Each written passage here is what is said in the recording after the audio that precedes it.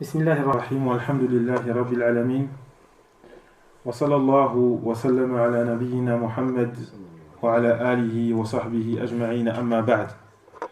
ها نحن في الدرس الثاني عشر من الشرح على كتاب الصلاة من عمدة الأحكام. Nous sommes donc au 12e cours dans l'explication du livre de la prière tiré du livre Umdat al-Ahkam.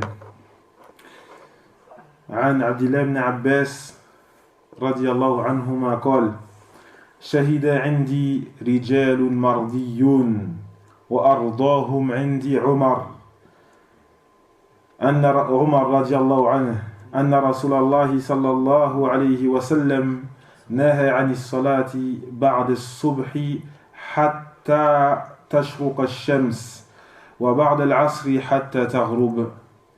Selon Abdullah ibn Abbas radiallahu anhuma, qui dit: ont attesté auprès de moi des hommes qui sont agréés, et le plus agréé d'entre eux, Omar radiallahu anhu, que le prophète sallallahu alayhi wa sallam a interdit d'accomplir la prière après le subh, donc après le subh, le fajr, jusqu'à ce que le soleil se lève, et après l'asr jusqu'à ce que le soleil se couche.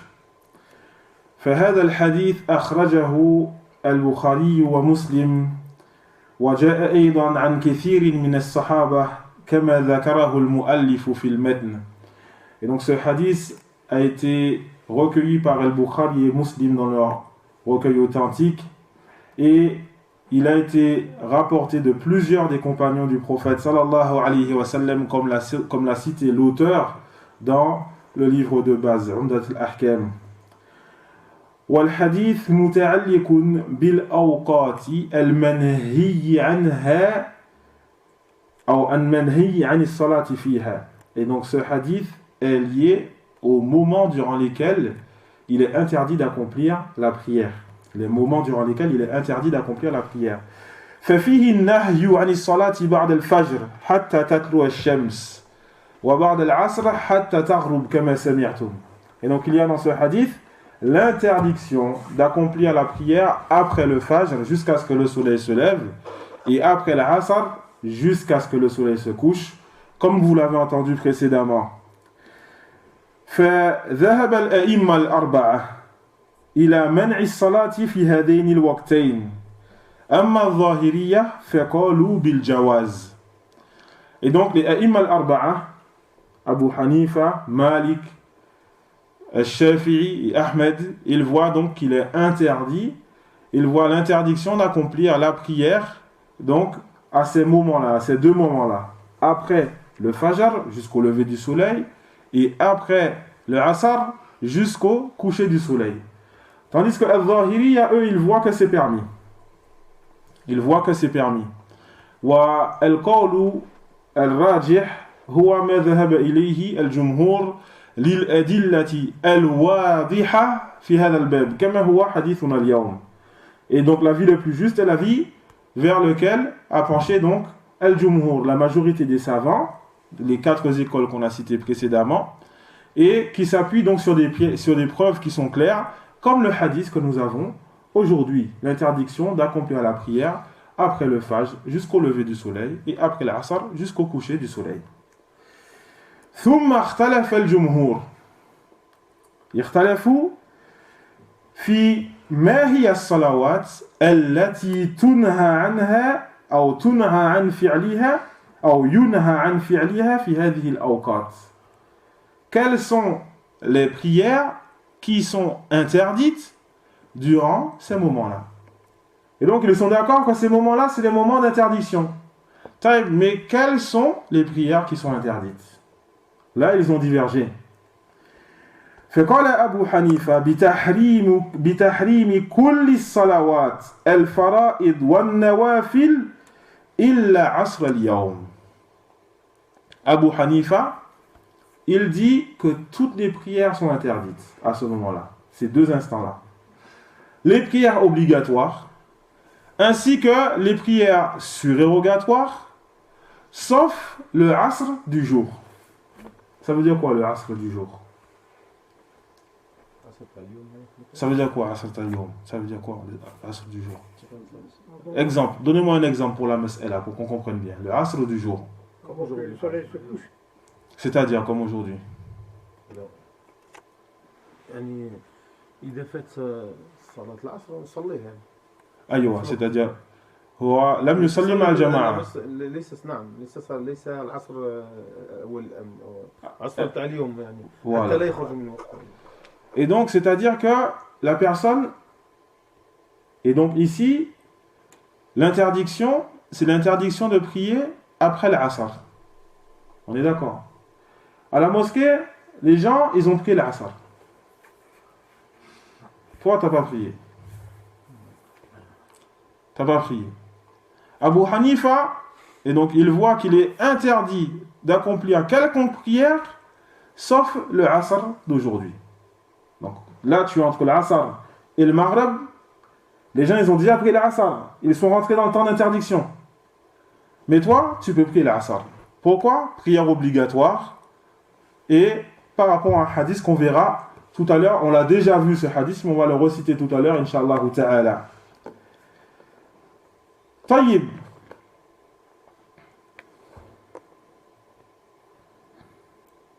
فليس للإنسان أن يقضي نافلة الفجر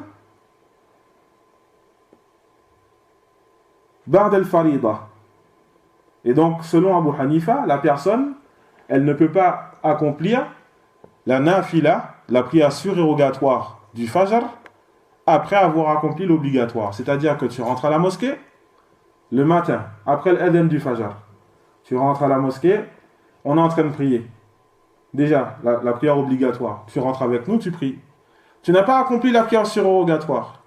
Selon Abu Hanifa, tu ne peux pas, après la prière du Fajr, la prière obligatoire, tu ne peux pas rattraper la prière surérogatoire que tu n'as pas faite. Tu dois attendre après Shuruq. Entre le lever du soleil et la prière du Fajr, tu ne peux pas rattraper cette prière obligatoire. Selon l'avis de Abu Hanifa rahimahullah. بل لو أنه لم يصلي الفريضة مع الجماعة ينهى عن القضاء. Plus encore, s'il n'a pas accompli la prière obligatoire, il ne l'a pas faite, et que les gens l'ont déjà faite, ils sont rentrés dans le temps d'interdiction, c'est bon, tu ne fais pas. Tu dois attendre après. Pourquoi? Parce que là, tu es dans un temps d'interdiction. Tu es dans un moment d'interdiction. Pourquoi est-ce que Abu Hanifa, il a fait la distinction entre le Fajr et l'Asr? Allahu a'lam. Ici, il a fait la distinction entre le Fajr et l'Asr. Il te dit, pour l'Asr, tu ne l'as pas fait, les gens l'ont fait, tu peux faire. Pour le Fajr, tu ne l'as pas fait, les gens l'ont fait, tu ne fais pas. Et donc, il voit que tu ne peux pas rattraper. Jusqu'à après. Parce que là, on est dans un moment d'interdiction. وهذا القول مرجوح لأن النبي صلى الله عليه وسلم قال من أدرك ركعة من الفجر فقد أدرك الفجر من أدرك ركعة من الفجر قبل أن تطلع الشمس فقد أدرك الفجر ومن أدرك ركعة من العصر قبل أن تغرب الشمس فقد أدرك العصر. Le prophète sallallahu alayhi wa sallam, il a dit, donc cet avis, il est faible. Pourquoi? Parce que le prophète sallallahu alayhi wa sallam, il a dit, celui qui réussit à accomplir une unité de prière du Fajr avant que le soleil ne se lève, il aura pu donc atteindre la prière du Fajr. Et donc celui-là, il a prié bien après, il a prié dans le temps d'interdiction. Il a prié la prière du Fajr dans le temps d'interdiction. Le prophète, il a dit donc que sa prière est valable. Et donc là, par rapport, cela concerne le Fajr. Et après, le prophète qui dit Waman, et celui qui réussit à faire une unité de prière du Asr avant que le soleil ne se couche, alors il aura atteint la prière du Asr. Et donc, même chose pour le Asr. On ne va donc pas faire la distinction entre le Fajr ni l'Asr. وكذلك في جامع الترمذي عن قيس بن عمرو قال خرج النبي صلى الله عليه وسلم فأقيمت الصلاة فصليت معه ثم انصرف النبي صلى الله عليه وسلم فوجدني أصلي فقال مهلا يا قيس الصلاتان معا قال يا رسول الله إني لم أكن ركعت ركعتي الفجر قال فلا إذن. Et donc, il y a aussi, donc pour répliquer à ce premier avis donc, de l'imam Abu Hanifa, rahimahullah, le hadith donc, de Qais ibn Amr dans le Jami' al-Tirmidhi. Qais ibn Amr qui dit, le prophète sallallahu alayhi wa sallam est sorti, et donc ils ont fait l'Iqama, l'appel à la prière. J'ai prié avec lui. Et c'était la prière du Fajr. Puis le prophète sallallahu alayhi wa sallam a fini sa prière. Et il m'a trouvé en train de prier. Il m'a trouvé donc debout là, pour l'accomplissement de la prière. Il a donc dit Mahlan. Mahlan ya Qais. Doucement ya Qais. Ne te précipite pas. As-salatani ma'ak. Ma'an. As-salatani ma'an. Est-ce qu'on accomplit deux prières ensemble? C'est-à-dire deux prières obligatoires dans le temps d'une seule prière? Alors là, Qais, il a dit, Ya Rasulallah, ô messager d'Allah, je n'ai pas fait les deux unités de prière du Fajr. C'est-à-dire les deux unités, les deux sunnah, la sunnah du Fajr. Je ne les ai pas faites avant de prier avec toi la prière obligatoire. Là, le prophète sallallahu alayhi wa sallam a répondu en disant, Fela idhan. Les savants ils disent, Fela be's idhan. Alors, si c'est le cas, si tu n'as pas pu prier, alors il n'y a pas de mal. Alors il n'y a pas de mal à ce que, après la prière obligatoire, tu rattrapes la sunna que tu n'as pas pu faire avant.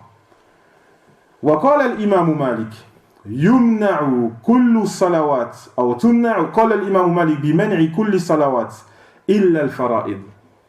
L'imam Malik il dit donc qu'il est interdit d'accomplir toutes les prières sauf les prières obligatoires. Sauf les prières obligatoires. Donc les prières surrogatoires, tu ne peux pas les accomplir. وذكرنا لكم حديث قيس ibn Amr في جواز النوافل. Et je viens de vous citer le hadith de Qais ibn Amr, donc qui montre qu'il est permis d'accomplir les nawafil. Qais ibn Amr qui a rattrapé la prière surrogatoire après la prière obligatoire. بل هناك حديث آخر. Mais il y a encore un autre hadith. حديث أبي قتادة في الصحيحين. Le hadith de Abu Qatada dans As-Sahihayn, Al-Bukhari et Muslim. أن النبي صلى الله عليه وسلم قال إذا دخل أحدكم المسجد فلا يجلس حتى يركع ركعتين. Le prophète qui dit, donc comme dans Sahihayn, lorsqu'un d'entre vous rentre à la mosquée, alors qu'il ne s'assied pas tant qu'il n'a pas accompli deux unités de prière.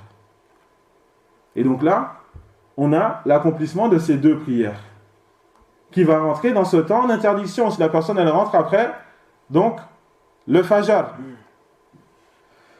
وقال الإمام أحمد بمنع الصلوات إلا الفرائض وركعتي الطواف. Et l'imam Ahmed, il dit qu'il est interdit d'accomplir toutes les prières sauf les prières obligatoires et les deux unités du tawaf. Quand tu fais le tawaf, tu fais les 7 tours. Après le tawaf, tu vas faire rak'atayn. Il dit ces deux rak'atayn, si tu les fais après le fajr, la baisse. Tu les fais après l'asr, la baisse. Il n'y a pas de mal. Il n'y a pas de mal. Pourquoi? لأنه جاء في حديث جبير بن مطعم في جامع الترمذي أن النبي صلى الله عليه وسلم قال يا بني عبد مناف.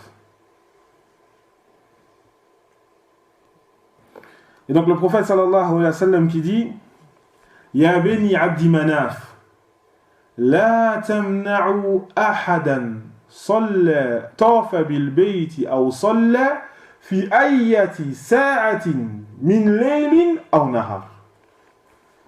Il dit ô bani abdi manaf, n'interdisez à personne, n'empêchez à personne qui fait le tawaf ou qui prie à quelconque moment de la journée ou de la nuit. Et donc l'imam Ahmed il dit les fara'id, les prières obligatoires, on peut les accomplir dans ces moments interdits et on peut aussi accomplir le tawaf et les rak'atayn du tawaf. Voilà donc l'avis de l'imam Ahmed par rapport à ce sujet. وهذا القول أيضا يرده حديث قيس بن عمرو. Et cet avis aussi, donc, il va être rejeté par le hadith de Qais ibn Amr. Qais ibn Amr qui a rattrapé une prière surérogatoire. والقول الأخير, le dernier avis qu'on va voir ce soir, وهو قول, c'est l'avis de qui? الشافعي. C'est l'avis de l'imam الشافعي. وهو الصواب. يقول بمنع الصلوات في هذه الأوقات إلا ذوات الأسباب والفرائض فيدخل في هذا تحية المسجد والنوافل والاستخارة و. Et donc le dernier avis, l'avis de Shafi'i, qui dit donc qu'il est interdit à ces moments-là d'accomplir toutes les prières sauf les prières obligatoires et les prières surérogatoires qui sont liées à une cause. Les prières surérogatoires qui sont liées à une cause. Donc, on va rentrer dans cela, Tahiyatul Masjid. Lorsque tu rentres à la mosquée, la prière de la salutation pour la mosquée, Tahiyatul Masjid. Donc, on a aussi l'Istikhara. La prière de l'Istikhara, c'est une prière que tu fais pour une raison particulière, pour une cause particulière. An-Nawafil, le fait de rattraper les Nawafil que tu fais d'habitude, les Nawafil qui sont liés à certaines prières, 2 raka'at avant le Fajr, 4 raka'at avant Dhuhr, 2 raka'at après Dhuhr, tu n'as pas pu les rattraper après Dhuhr, tu n'as pas pu prier après Dhuhr, le moment du Asr il est venu, tu peux rattraper après Asr, etc., etc. Et donc ce sont des prières qui sont liées à une cause.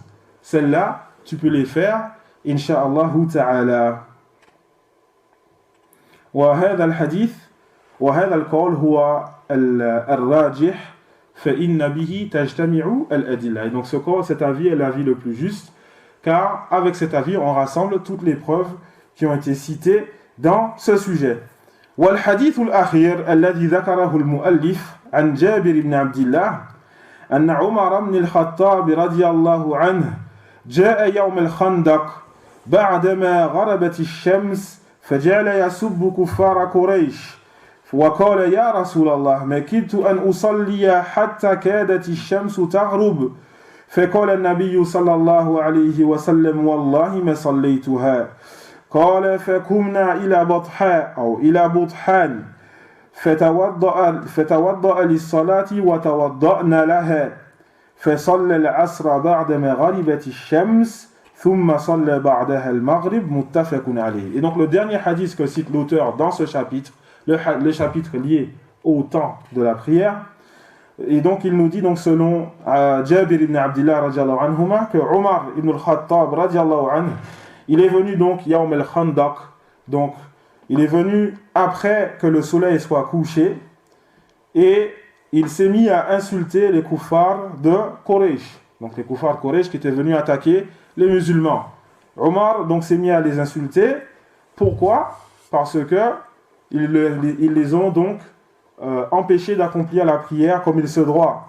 Et il a dit: ô messager d'Allah, je n'ai pas prié jusqu'à ce que le soleil était sur le point de se coucher. Le prophète sallallahu alayhi wa sallam a dit: par Allah, ô Omar, je n'ai pas prié, mais sallaytuha, je n'ai pas accompli la prière du Asr.